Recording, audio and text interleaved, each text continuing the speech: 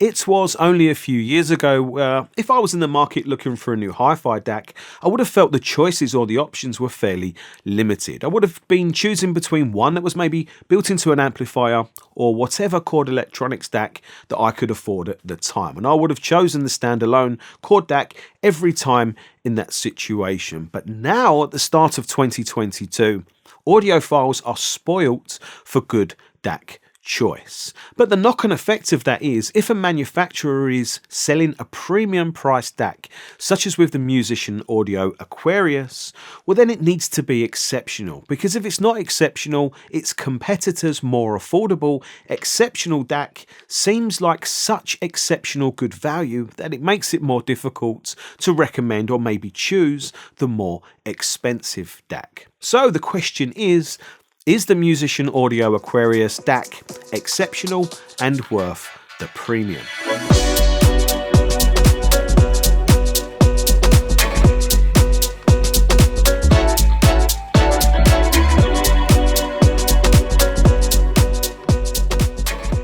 The Aquarius is Musician Audio's current flagship DAC, and no surprise that it's a balanced R2R or resistor ladder DAC that uses a proprietary Musician Audio architecture, and it can, if you want it to, upsample your music to 16 times with 32 bits of resolution.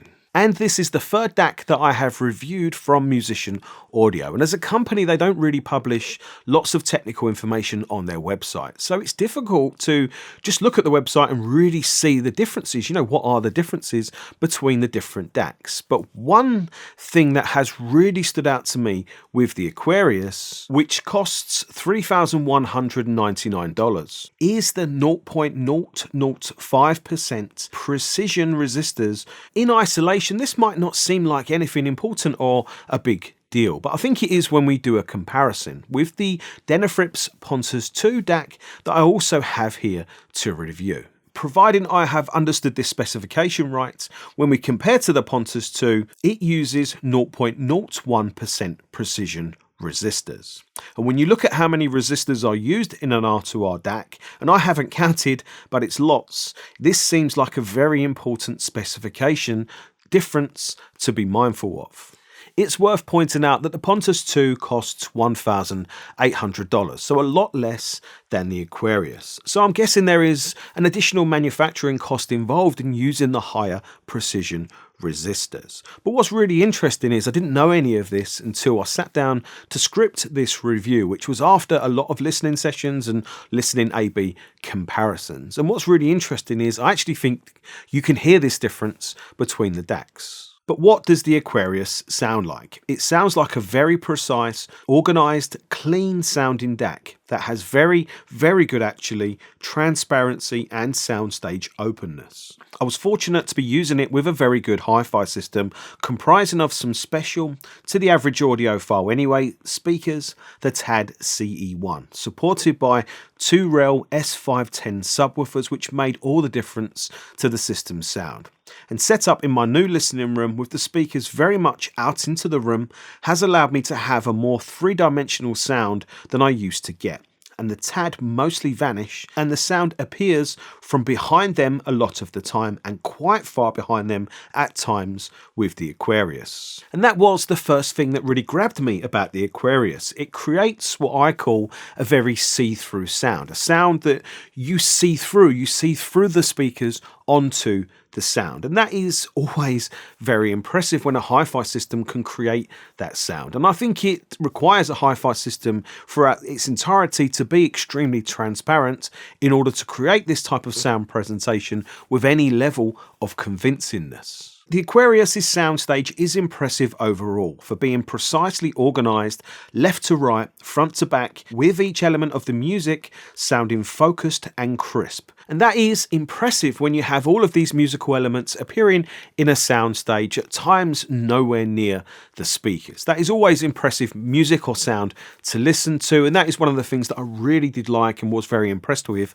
the Aquarius. I have also been particularly impressed by how focused the vocals have been delivered. They are very carved out in the centre of the soundstage with good space around them. And there is very clearly defined layering to music with excellent composure. So basically, very good timing.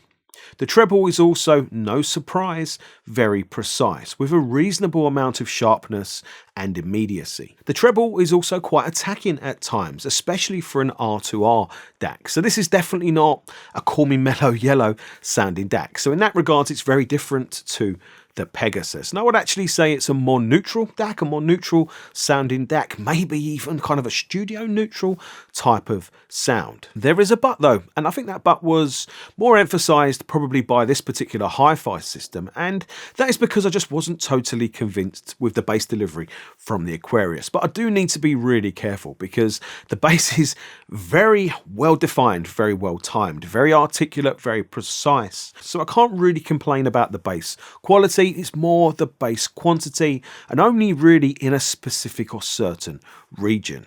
I have found the Aquarius to be more bass lean, I think, in the upper bass or bass presence region than I expected. That means sometimes the presence of certain elements of music could be missing it in some boldness, or maybe some bass presence warmth can be lacking at times, and sometimes maybe a bit of bass impact is not as much as I would expect it to be for that particular song. And comparing to the Denafrips Pontus II and the Chord Hugo TT2 showed me that my assessment was correct. Both of those DACs deliver a sound that is more obviously bold and bass solid. But please don't misread what I'm trying to say here. There is still a lot of bass from the Aquarius, and especially deep bass. There's loads of deep bass. What I think I'm saying is, I think the Aquarius has been tuned with a certain type of sound profile. It's slightly leaner in maybe the lower vocals and upper bass regions, so that it maintains this very open, very clear, very transparent, see-through sound onto the music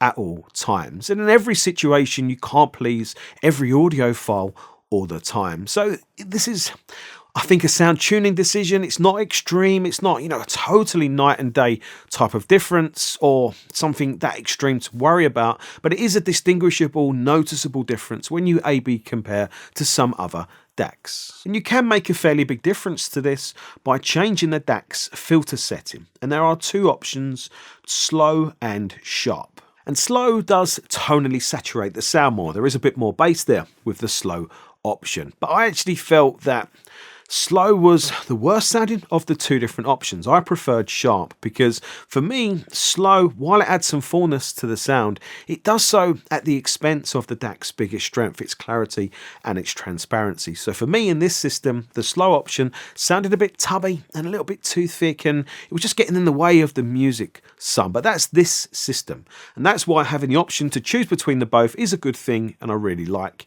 that.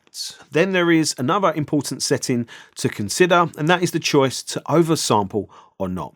And this affects the whole sound, but it affects the bass quite considerably. And I'm a little torn with this because with the oversampling enabled, it does seem to maybe soften the bass power of the sound from the DAC just a little bit. Not a massive amount, but a noticeable bit. But that's been the same for every single oversampling based R2R DAC that I have listened to and reviewed so far. But overall, the DAC I think definitely sounds better with the oversampling enabled. The vocals are cleaner and smoother and more rounded, more easy to listen to, nicer to listen to, more pleased. And I think the treble is as well. And I think the bass is too. It's nicer, it's cleaner. There's definitely some fat removed from the bass, which has got to be better sound, but it just takes away just a little bit of power, but only a tiny amount. But what's interesting is the oversampling mode with the Aquarius doesn't seem to soften the sound like I remember with the Pegasus. So that's great because it feels like, or seems like, the oversampling mode on the Aquarius is more transparent. So we are getting more of the benefits of it without obviously the negatives that can come as well.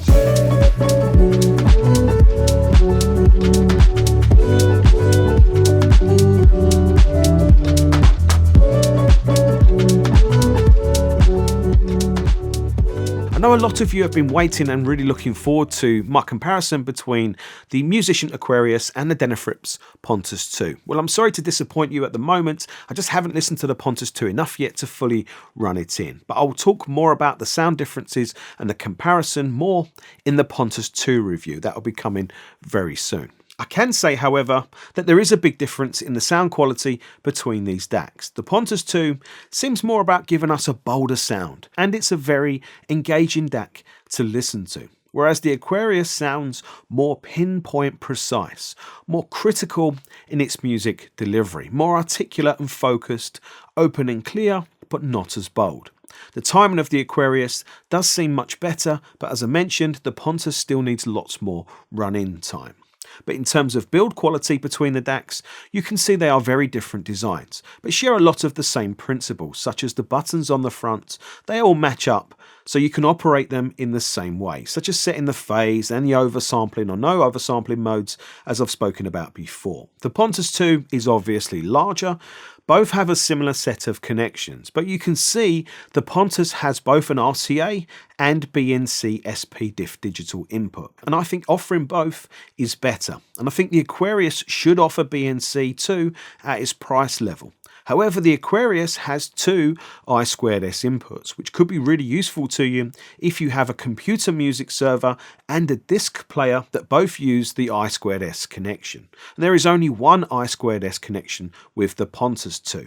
To wrap up, I have really enjoyed my time with the Aquarius. It's been great listening to a hi-fi system that sounds this clean, clear and crisp, with such an excellent open see-through soundstage. And in this regard, I do think the Aquarius is excellent at its price point. Yes, the Pontus II does sound bolder, and I do like that, and I definitely preferred that aspect of sound with this particular hi-fi system, but I definitely preferred the crisp, sharp timing and soundstage of the Aquarius. The Chord Hugo TT2 does seem to split the two actually. It gives better timing and a bold, probably slightly more bold sound actually than the Pontus II, which I prefer and like, but it doesn't quite give the same soundstage openness and see-through sound of the Aquarius. And the Hugo TT2 costs $6,000, so double or triple as much. And only you know your hi-fi system, your room, your preferences, and of course, your budget.